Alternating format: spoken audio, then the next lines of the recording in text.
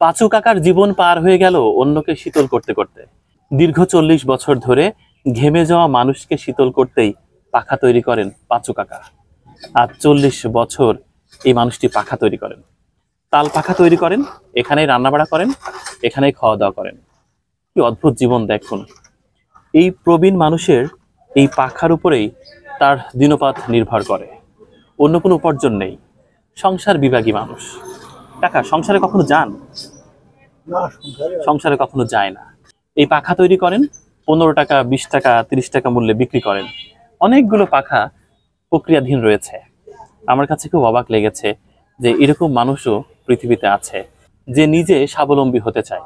রাস্তার পাশে ছোট্ট একটা দোকান, তিনি অবিরত তাল পাখা তৈরি করছেন।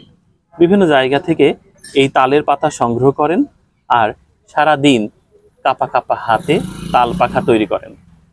নিখুঁতভাবে সুই সুতা দিয়ে সেগুলো আবার বাধাই করছেন। জীবন যেখানে যেমন, পাঁচু কাকার জীবন হচ্ছে অন্যকে শীতল করতে গিয়ে ব্যয় করে ফেললেন। অন্য কোনো কাজ তিনি খুব একটা জানেন না বা করতে চান না। তাল পাখা বানানোটাই তার একমাত্র শখ এবং এটাই পেশা। আমরা পথে প্রান্তরে ছুটে বেড়াই, বিভিন্ন পেশাজীবী মানুষকে তুলে আনি, তাদের জীবনের গল্পটা আপনাদের সাথে পরিচিত করাই। এটাতে অন্যরকম সুখ অনুভূত হয়।